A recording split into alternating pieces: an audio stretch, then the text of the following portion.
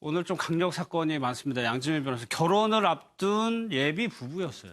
그렇습니다. 이 남성이 본인이 거주하고 있는 춘천의 집에서 본인과 결혼할 예정이던 이 여자친구를 살해했는데요. 흉기로 찔러서 살해한 이후에 시신 훼손까지 발생한 사건입니다. 일단은 이제 그 여자친구에 대해서는 이제 사망을 했기 때문에 부검이 의뢰가 되어 있는 상황이고, 이렇게 여자친구를 살해한 이후에 이 남성이 인근 교회 관사로 도주했는데 결국에는 새벽에 긴급 체포가 됐고요. 구속영장을 신청할 방침입니다. 그래서 그 당시에 사실은 여자친구의 이제 부모님께서 딸과 연락이 닿지 않으니까 남자친구의 어머님께 연락을 하게 되고요. 어머님께서 사실은 이 남자친구의 자택이 부모님께서 운영하는 식당의 2층이었습니다. 그래서 어머님께서 연락이 안 되니까 아들과 그래서 2층 이제 옥탑방으로 올라가 봤는데 이미 이제 그 여자친구가 사망해 있는 것을 발견한 상황이었습니다. 주말에 양가가 상견례를 앞두고 있다는데 이 남자친구의 진술입니다. 현재까지는 뭐라고 얘기를 하고 있습니까? 이 남자친구. 남자친구의 진술을 바라보면 정말 어처구니 없는 진술을 하고 있는데요. 첫 번째 살해 동기를 어떻게 이야기를 하는가 하면 여자친구하고 만났다. 근데 상견례를 하기 위해서는 결국 수도권에 있는 신혼집을 마련하지 않으면 상견례를 하지 않겠다.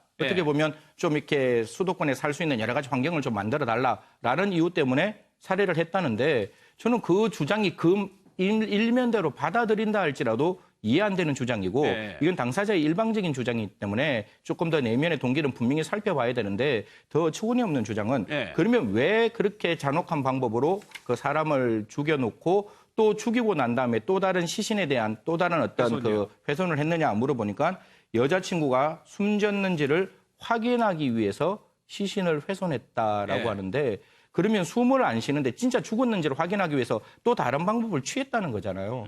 근데 그 주장을 과연 우리가 액면 그대로 받아들이기에는 좀 무리가 있는 주장이 아닌가 그렇게 생각합니다. 그러니까 저건 일단은 남자친구가 일방적으로 얘기하는 거니까 사실이 아닌데 아니, 얘기는 그러니까 이게 좀 앞에 안 맞아. 이해가 안 돼요. 근데 일반적으로 이제 살인 사건을 보면 말이죠. 피해자는 없어요. 그러면 그 둘 사이에 살해 당시에 무슨 일이 있었는지 모르거든요. 그렇죠. 그러면 일반적으로 피의자나 피고인들은 자기의 유리한 얘기를 하는 거예요. 그래야지 형량에서 감형이 되고, 근데 그걸 증명할 방법이 없거든요. 예를 들어서 뭐 피해자하고 싸웠는데, 내가 일방적으로 피해자를 뭐 때리다가 살해를 했다 그게 아니고 서로 치고받고 하고 여자가 뭐 뭘 들었다 물건을 그런 식으로 지어내는 거죠. 그리고 나는 거기에 대해서 대응하다가 살해를 한 것이다 이렇게 얘기를 많이 해요. 그래서 이것도 마찬가지죠. 어떻게 보면 신혼집 마련하는데 마치 피해자가 거기에 고집을 부렸고 그 고집에 화를 돋구었고 그래서 살해를 하는 이제 그런 식으로 가면 자기에게는 어느 정도 좀 유리한 측면이 있다고 보는 것 같습니다. 그런데 이게 시신 훼손까지 갔단 말이에요. 그러면 일반적으로 우발적인 살해에서는 시신 훼손까지 가지 않거든요. 그러니까 시신 훼손은 이유는 한 두 가지 정도 돼요. 첫 번째는 증거인멸. 그러니까 훼손을 해서 어디다 유기해서 이걸 찾기 어렵게 만드는 목적이 있고 또 하나는 이제 감정의 골이 깊은 거예요. 거기에 대한 막 원수적인 감정. 그리고 죽이는 것만으로 성차지 않으니까 시신까지 훼손하는 경우거든요. 근데 이걸 전체를 보면 시신 자체를 그대로 놓고 갔단 말이에요. 그러면 신혼집과 관련해서는 단순한 우발적 다툼이 아니고 뭔가 본인이 피해자에 대해서 뭔가 깊은 감정 아니면 그 전부터 뭔가 악심을 좀 가지고 있었을 가능성이 크다. 그래서 고의적이고 굉장히 계획적인 범행이었다고 저는 그렇게 봅니다. 그러니까 이 당사자가 우발적이라고 주장하니까 지금은 이 피해자 어머니가 나서가지고 이런 사실들을 알리고 있는 상황이에요, 지금. 이게 이제 우발적인 게 아니고, 그러니까 화가 나서 그 현장에서 우발적으로 살해를 한 게 아니고 아주 계획적이다라고 이제 이 피해자의 어머니는 주장을 하고 있는 것이죠. 평상시 이 행동으로 봤을 때 이 피해자가 이제 신입사원으로 있었는데 그 당시에도 이 피의자가 거의 한 20차례 정도나 막 전화를 하면서 나오라고 이렇게 이제 얘기를 했었고 또 이제 회사를 그만두고 그냥 나랑 살자 이렇게까지 퇴사를 종용하기도 했었다라는 것이죠. 그리고 강원도에 살고 있으면서 이 피해자도 서울에서 좀 살고 싶은 그런 게 있었는데 이 피의자가 그런 부분을 좀 반대를 했다라는 겁니다. 평소에 서울 가서 사는 것을 자기랑 같이 있어야 된다 이렇게 이제 좀 굉장히 집착을 했다라는 거죠. 그런 부분들이 상당히 좀 어떤 계획적인 부분과 연결되지 않는가 이렇게 생각을 하는 거고 사건 당일날에도 화해를 하자라고 이렇게 해서 이 피해자를 불러냈다라는 거죠. 그런데 왜 화해하러 그렇게 해서 간 사람이 어떻게 살해를 당하겠느냐.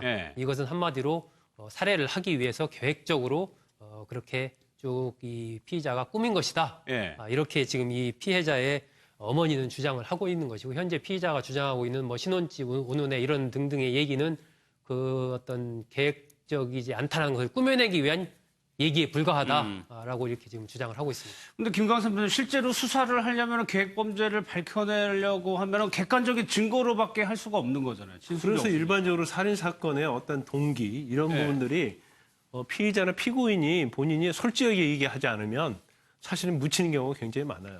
그리고 변호사가 있으면 변호사한테도 그럼 형을 결국 감경받기 위해서는 어떻게 해야 하냐? 결국 피해자의 탓을 돌려한단 말이에요. 그렇지만 피해자는 죽어서 말이 없잖아요. 그러면 이런 경우에 있어서는 어머니나 이제 유족 입장에서 그 당시에 이렇게 얘기하잖아요. 뭐 서로 화해한다고 불러냈다고 얘기한단 말이에요. 예. 그 저녁 먹으러 가기로 했는데 왜 옥탑방까지 갔겠느냐.